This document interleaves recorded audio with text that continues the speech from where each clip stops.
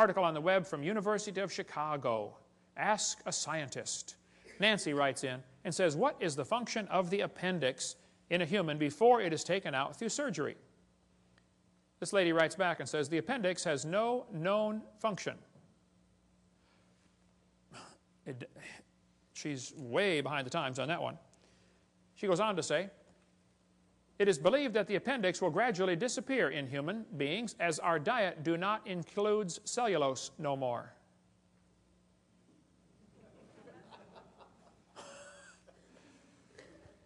Our diet do not include cellulose no more.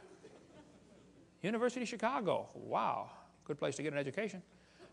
Not in English, apparently. But in the first place, this is not true, okay? The appendix is part of your immune system. You need your appendix. The appendix activates killer B cells like your thyroid activates killer T cells. It's true you can live without your appendix. That's true. You could live without both your legs and both your arms and both your eyes and both your ears also. Doesn't prove you don't need them. If you take your appendix out, you got a much better chance of getting all sorts of diseases. This textbook says the whale has a vestigial pelvis. Many organisms retain traces of their evolutionary history. For example, the whale retains pelvic and leg bones as useless vestiges. National Center for Science Education teaches, Bossy the cow evolved to blowho the whale. The cow evolved to the whale. And the evidence is the pelvis. Whales have a vestigial pelvis and leg bone that serve no purpose. They have hind limb bones that have no function. Just imagine whales walking around. It's true. Well, here's the bones they're talking about right there. Just imagine the whale walking around. I have tried and tried to imagine, and I just can't do it. Almost every type of whale has these bones right there in the abdomen. They are not attached to the spine. That's correct. Textbook says the whale's pelvis is located far from the vertebra and has no apparent function. The whale's pelvis is evidence of its evolution from four-legged, land-dwelling mammals. This is a lie. Those little bones are anchor points that special muscles attach to that allow the whales to reproduce. Whales are kind of big, you know. And without those special muscles and those special bones, they can't get more baby whales. So either these guys are ignorant about their whale anatomy or they're lying to your kids trying to spread their theory. But it's not true that those are vestigial, okay? There are no vestigial organs, and if there were, think about it, that would be the opposite of evolution. That's losing, not gaining. How's that going to help? You lose everything until you have it all? We could spend 2 days on whale evolution. Every one of them, Ambulocetus and Pakicetus, have all been proven baloney. They can't be intermediate species, okay? The authors were certain the feet were enormous, even though nothing was found. Basilosaurus could not possibly have been ancestral to any of the modern whales. Pakicetus was made from one small piece of jaw, a small piece of skull, a small piece of jaw, and a few teeth. You find a little bit of jaw, a little bit of skull, a couple of teeth, and you know that it's half whale, half something on land? That's kind of a stretch, don't you think? We'll cover more on that later, but there's all kinds of stuff on our website about this. I've got in my museum a 15.5-foot python snake skin. If you look at the south end of that snake skin, it's got a couple claws attached to a little 2-inch bone going up inside the snake's body. We've got them in our museum, okay? Textbook says, see, boys and girls, this is a vestigial structure. The boa and the python have these little tiny claws. Do whales or snakes have back legs? You can see that they don't. Yet, both animals have vestigial hip bones and leg bones where legs may once have existed. This is a lie. This textbook says they have reduced hind legs, rudimentary hind legs of a python snake. You've got to be kidding. Those little claws are used in mating, okay? The snake doesn't have any arms, and you can't talk and say, scoot over, honey, okay? This has nothing whatsoever to do with walking on land. It has to do with getting baby snakes. So once again, somebody's real dumb about their snake anatomy, or they're lying to your kids trying to spread their theory. This textbook shows the coccyx, the human tailbone.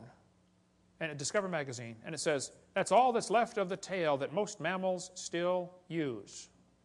Humans have a tailbone that is of no apparent use.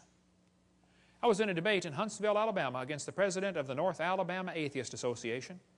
He got up in front of God and everybody and said, folks, I've got proof for evolution. Humans have a tailbone they no longer need. I said, Mr. Patterson, I taught biology and anatomy. I happen to know there are 9 little muscles that attach to the tailbone, without which you cannot perform some valuable functions. I won't tell you what they all are, but trust me, you need those muscles. I said, now, if you think the tailbone is vestigial, I, Kent Hovind, will pay to have yours removed. Bend over. Critical Thinking, this book says, 2005 edition. At the end of your backbone is a coccyx, a few small bones that are fused together. Could the human coccyx be a vestigial structure? Or is it the start of a newly evolving structure? That's thinking critically. They give the kids 2 answers, 2 options, both of which are wrong. There's a third option, you know. Maybe it's fine just like it is. Notice they don't give that as an option, do they? Maybe it was designed to support your colon and support your lower back for posture when you sit, and 5 or 6 other things you can read your Gray's Anatomy about. Okay? They say, aren't babies born with tails once in a while? No. Well, that baby's got a tail right there. No, he doesn't. It's not a tail. That's just fatty tissue. There's no bone, no muscle, no cartilage. It's not even lined up with the spine. It has to do with the way the baby develops inside the mother. There's fat around the nervous system to protect it until the bone grows around it. Generally, the fat is resorbed into the system as the baby grows and develops bone, but on extremely rare occasions, the fat is excluded outside the body like a big wart. So what you do, you cut it off, sew it up, put a diaper on the kid, and send him home. It's just nothing like it's just like a wart. That's all it is. Cut it off.